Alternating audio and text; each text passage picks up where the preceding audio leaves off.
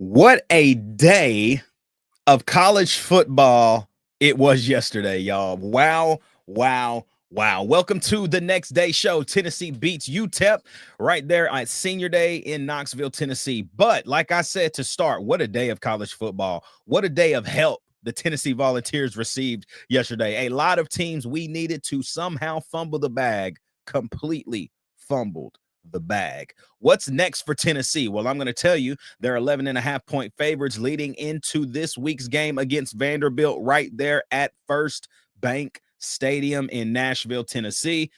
This is quite frankly, Tennessee, you win, you're in. You win and you're in. But will the Volunteers do what we need them to do? And that is to take care of business. Welcome to the Next Day episode, man. I got the boy C2 with me today. Y'all know what it is, man. It's straight up Tennessee, baby. Let's get it. First play, second quarter, touchdown Tennessee. That throw's intercepted. Pierce down the sideline. Touchdown.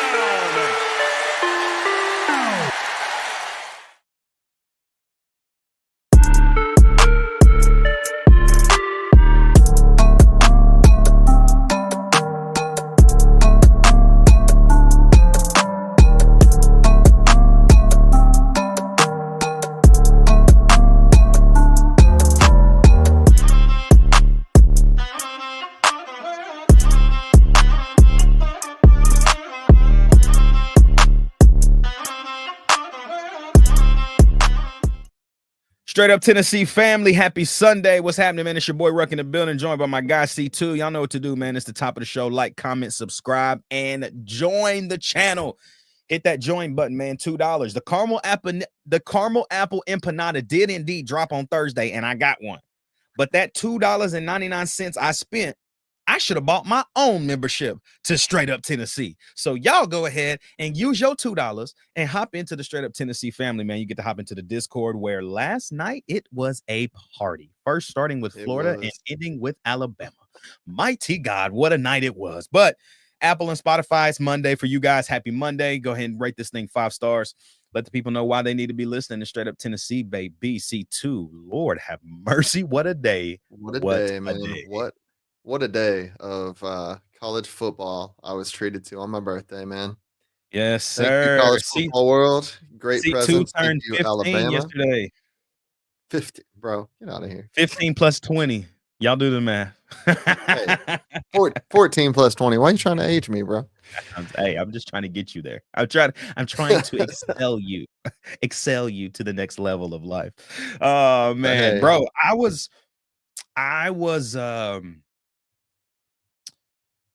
I don't even know how to really start this.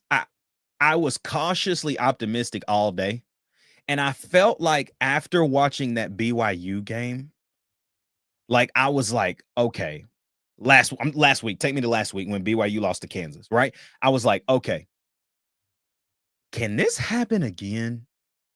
And BYU lost again to Arizona State, right?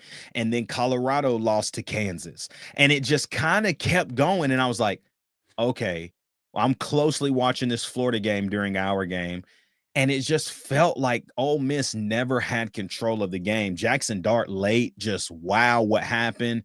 I knew early in the day that it was going to be a weird day, just like week 5 was in college football. Absolutely, man. It was a mirror image of week 5, only we weren't playing anybody with a pulse, so we didn't have to worry about it. 100%. And that's all that mattered at the end of the day. Because if we played Vandy this week, I wouldn't have liked it. No. Right. But luckily, everything has to reset. You get a week to prepare. Last game of the year, Thanksgiving week. What a week it's going to be. And you get to play Vanderbilt right basically in your backyard. And it's going to be all orange in First Bank Stadium. It's going to be a glorified practice as far as stadium and environment, but you're going to have Tennessee fans filling that place. Tennessee, win and you're in, bro. Win and you're in. Yep. Win and we in the playoffs. That's as simple as it gets. I mean, AP poll dropped today, fellas, and everybody watching. Tennessee came in at 7. That top 10 is still just, I don't understand the top 10 C2. Like when you look at the top 10, if everybody hasn't got to see it, I just want to give you the first 10 just so you can get a glimpse into what I'm talking about here. You got Oregon at 1, Ohio State at 2, Texas at 3, Penn State, after winning by 1 point at Minnesota, is still at 4. Notre Dame moves up 1 spot to 5. Georgia moves up 2 spots to 6. We move up 3 spots to 7.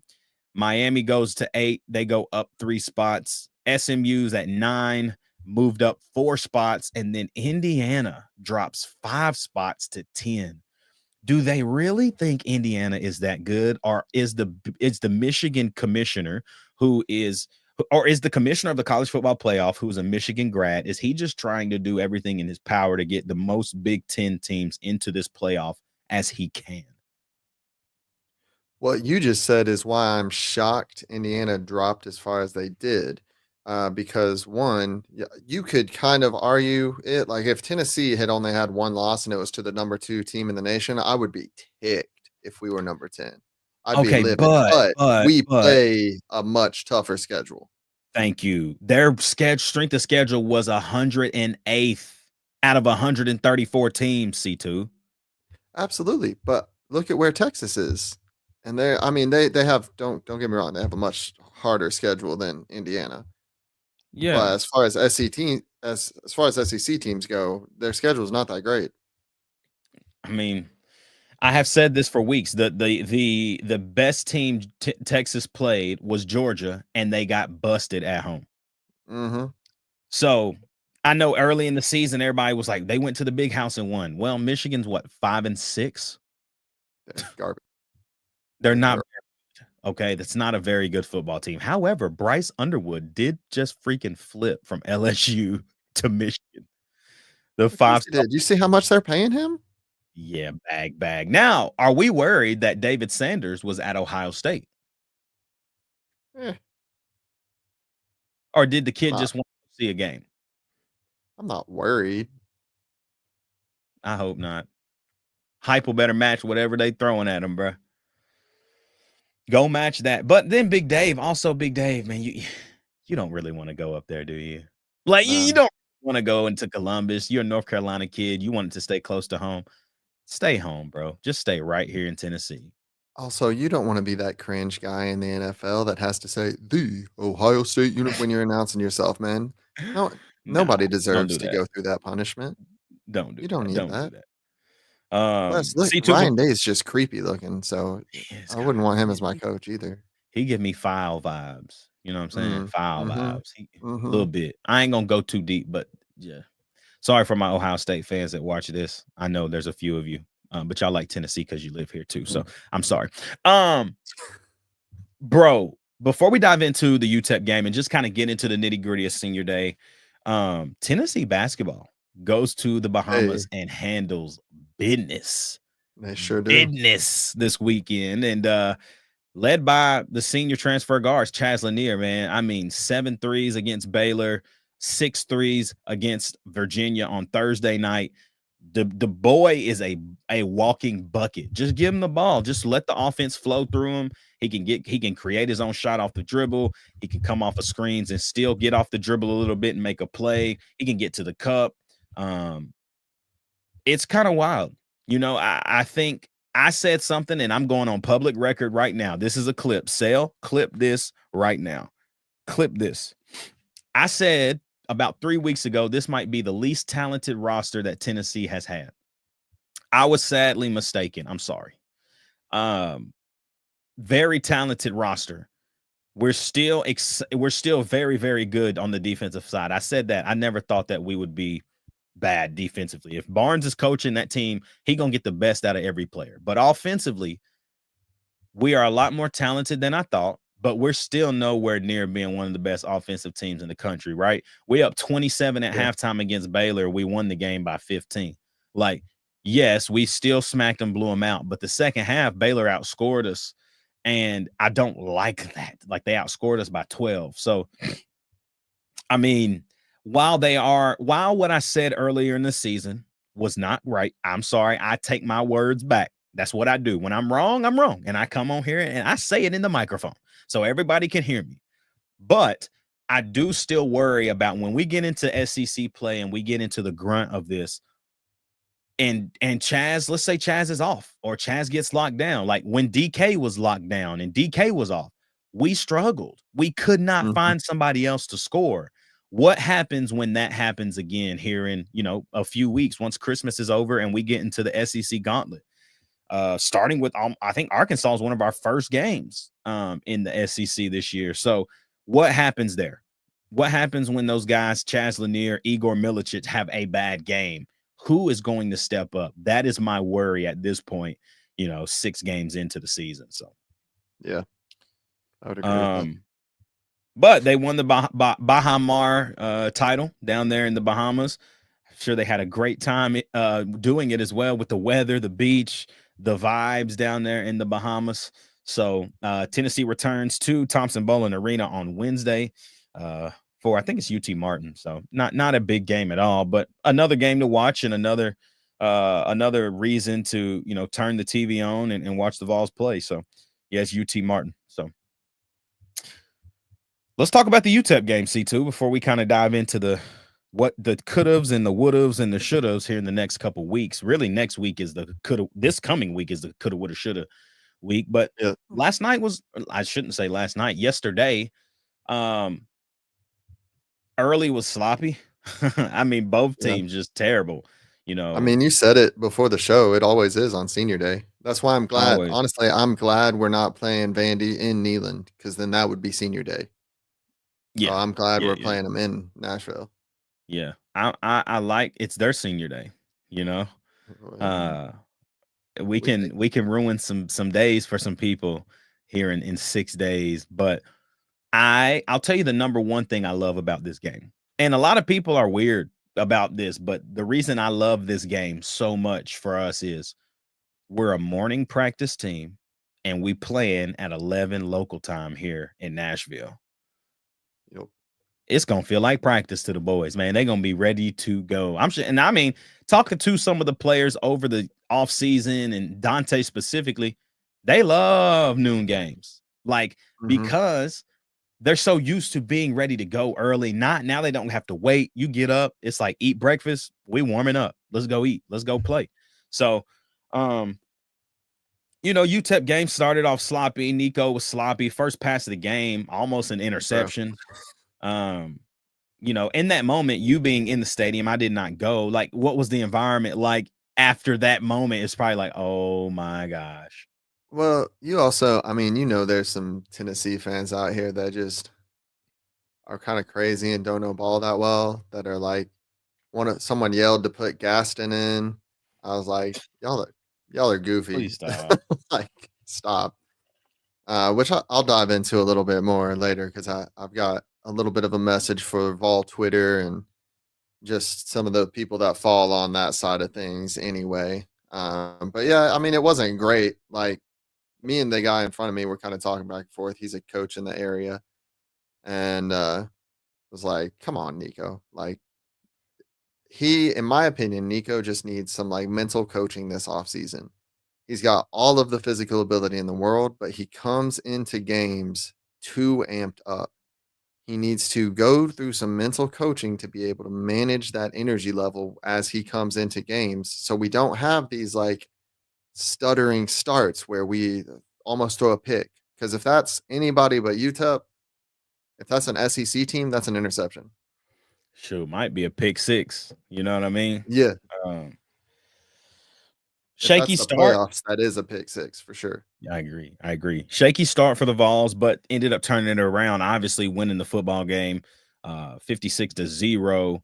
I think the biggest thing for me, man, as a fan, that just got me fired up was the fact, man, that Brew McCoy finally got in the end zone, and it Yep. was twice on Senior Day, bro. Like, I know the crowd had to be rocking. Oh yeah. I mean, that's one of the things that a lot of people were shouting too was to give the ball to Brew. Every time we got in the red zone, people were shouting to give the ball to Brew because we just wanted him to have that touchdown. Yeah, I go also get it. also wanted Miles to get a touchdown, but Brew's been through it here. So we all really wanted Brew to get that touchdown. In fact, that play when it happened, You can ask Caitlin, man. As soon as we hike the ball, both fingers just pointed straight at Brew as he's running his route. I'm like, that's where he's going with the ball for sure. And then boom, And tutty. that was in your Crowd end goes zone, wild. wasn't it? It sure was. It was right in front of me. I was 9 Yep. rows up. It Yep. was Yep. I great. was like, I felt like that was right there in your end zone, bro. Yes, Beautiful. sir. Beautiful. You know, one thing I think for me that stood out yesterday was the fact that now Dylan Sampson is the single season touchdown record holder for Tennessee. Um, it's pretty wild, that a guy who in his first 2 years, bro, like did not really see the field like as much, right? I felt like in Right. 2023 last year, he should have had more carries. There were games, I mean, the Kentucky game where he just took Mm-hmm. over that game. You know what I mean? Like, I Oh, think yeah. about Missouri in 2022, the senior day game.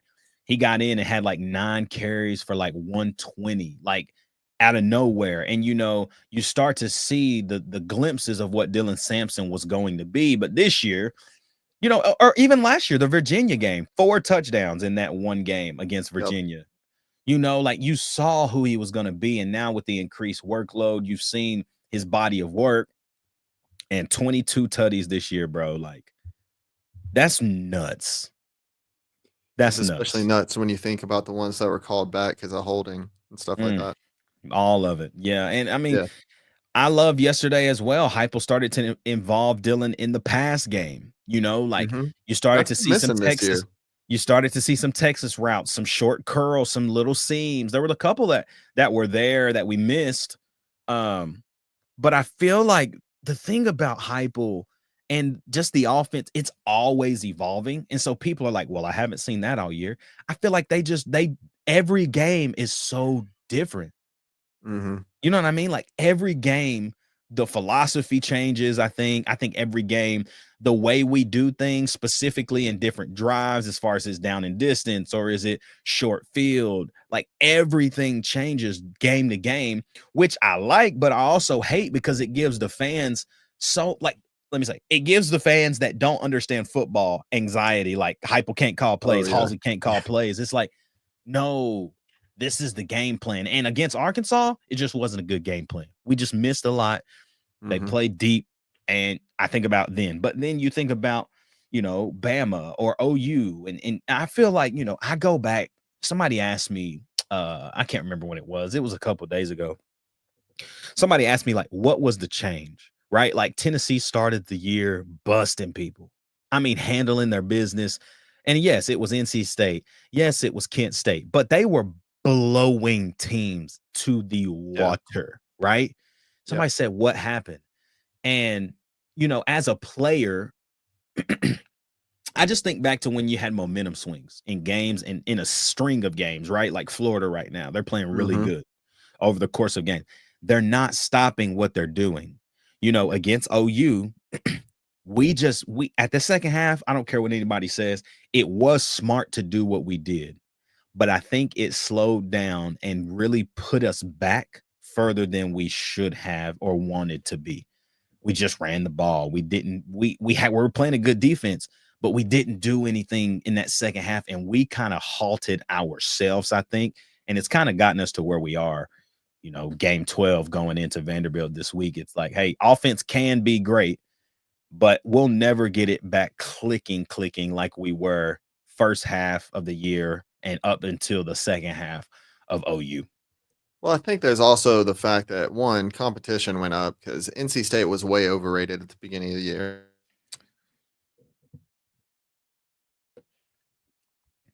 Uh-oh. C2's gone, guys. He said at the beginning of the year, and he's gone. So I'll bring him back on in just a minute. But I think he's back. All right, you're back. Sorry about that. Don't know what that was. Don't know where I cut off, but what I was saying, competition went up. NC State was overrated massively at the beginning of the year. We said it on the show. I definitely said it. And then through the season, we've seen it. And then also, I think the stakes went up. And for a lot of the guys on this team, they've not experienced stakes that high at the collegiate level I agree. where playoff spots are on the line, a potential SEC championship spot is on the line. And so they didn't know how to deal with that pressure. We have some guys who were here 2 years ago when we were kind of in that conversation, but not that many. I mean, I don't even know how to say this, but it's like the SEC at this point and this collection of teams, this collection of NIL collectives and all of Mhm. that,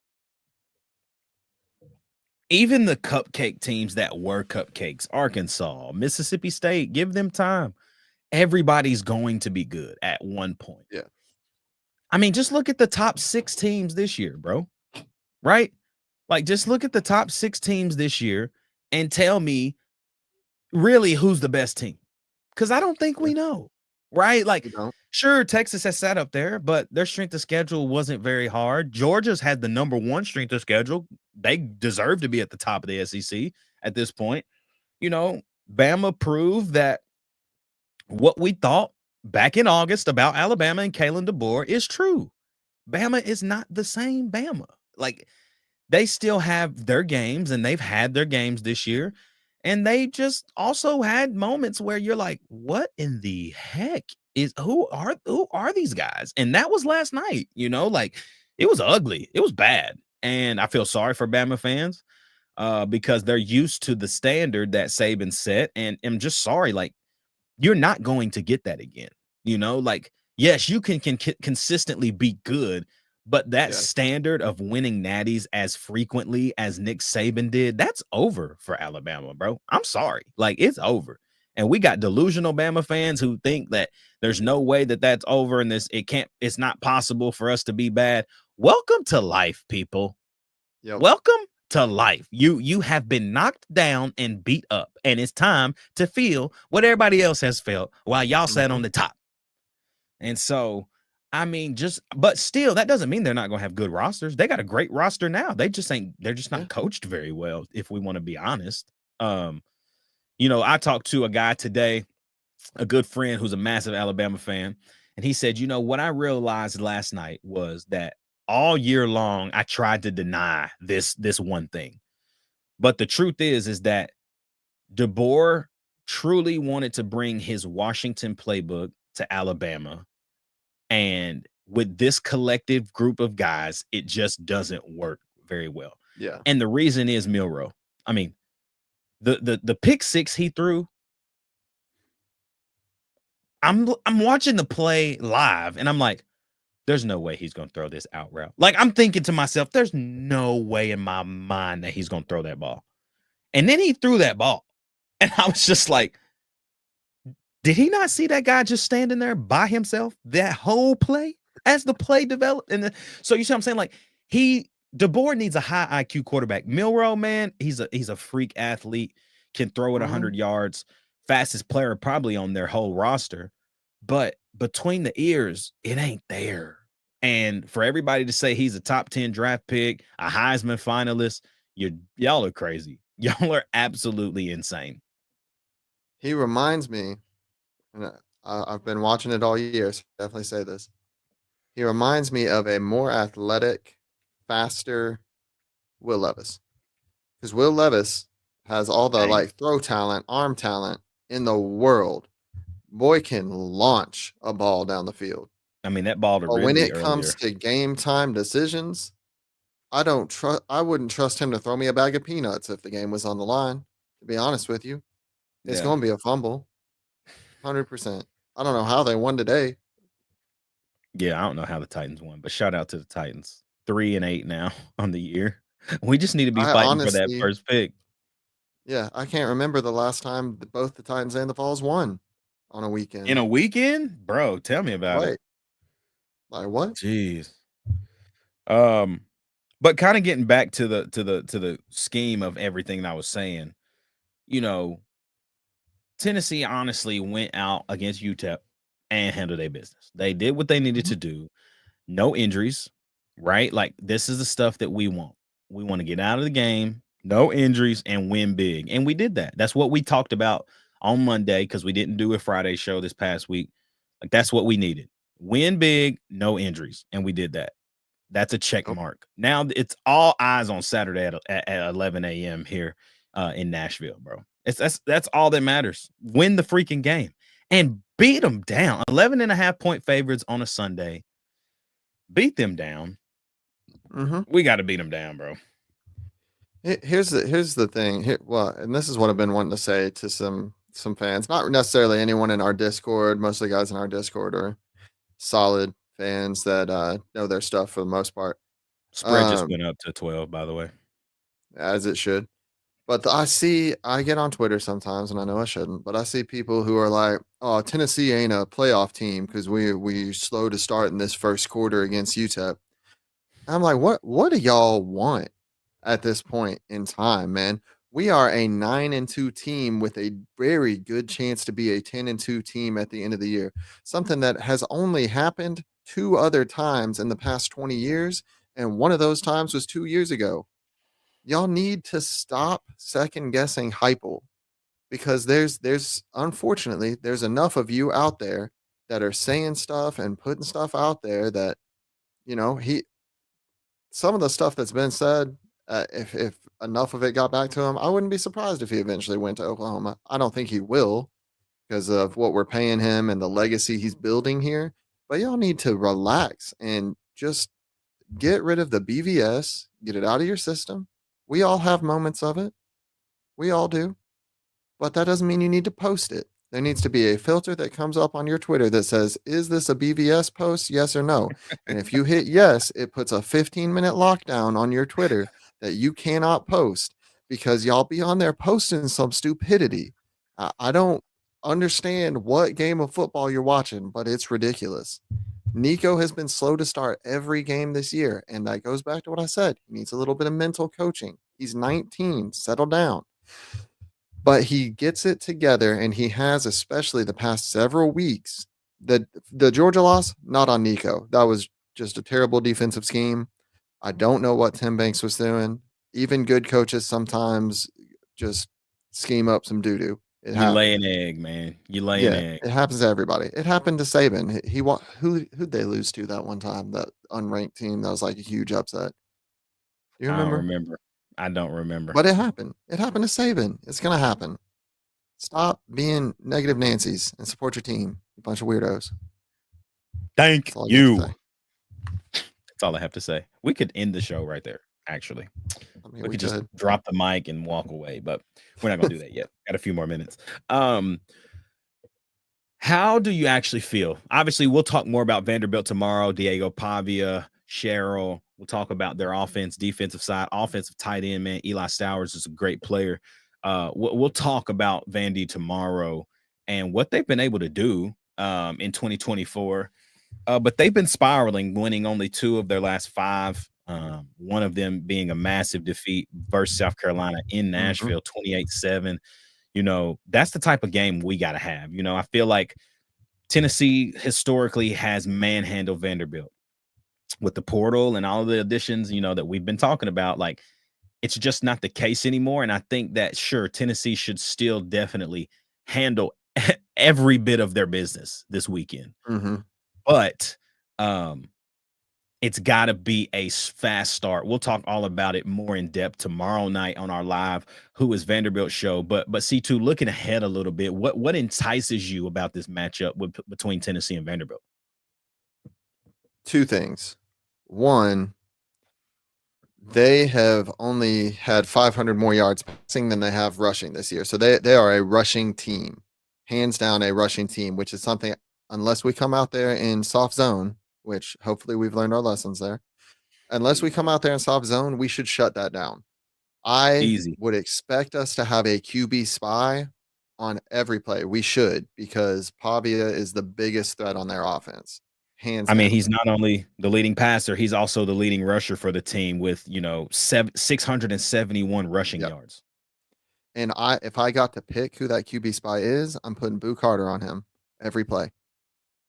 Because there's only so many times you're going to get hit by Boo Carter and feel like getting back up and running it again. Just throwing that out there. God, Boo's taking a punt to the crib. I promise you. This weekend, he is taking a punt to the crib. Mark my words. I can promise you. He averaged 20 per return against UTEP, and he fumbled in one of them and had to fall on it immediately. Yeah. So without that, I don't even know what that number would have been, but he's dangerous out there. He's dangerous on defense. I just don't see a way with it not being any sort of special senior day, special dedication day, any of that nonsense for us, that we don't win this game. I would feel way more nervous, and this is going to sound so weird. I would feel way more nervous if this was in Neyland and it was senior day. Yeah. Yeah. Because then you have so much to lose. The antics, So much. the celebrations. You just got a lot to lose. And now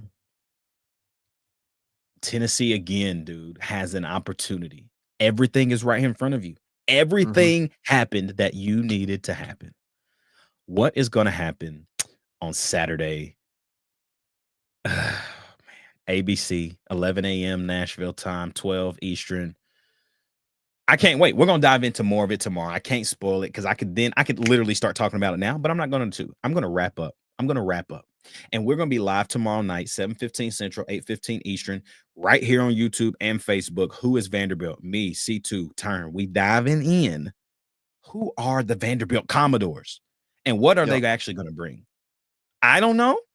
We know the pieces, but this team has not been the same team that beat Alabama since they beat Alabama. What can we do and what must we do to come out of Nashville with a dub, a 10-2 record, and a playoff chance right in front of us? Yeah. There's one thing we know right now about Vanderbilt, and that is there is no team that wants to beat us as bad that we have faced this year as Vanderbilt will want to beat us.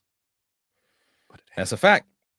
But who is Vanderbilt? Find out tomorrow night live, 7:15 Central, 8:15 Eastern. Gonna have the fellas here. It's gonna be a good old night. Playoff chances right in front of us, man. Y'all know what to do. Like, comment, subscribe. Join the channel. $2, man. Apple and Spotify. We'll see you back live on Tuesday. You're gonna get the show from tomorrow on Tuesday morning. But happy Monday to you guys. Happy Sunday to my YouTube and Facebook family. For my guy C2, man, it's your boy Ruck in the building. We'll be back tomorrow night live. It's Straight Up Tennessee, baby.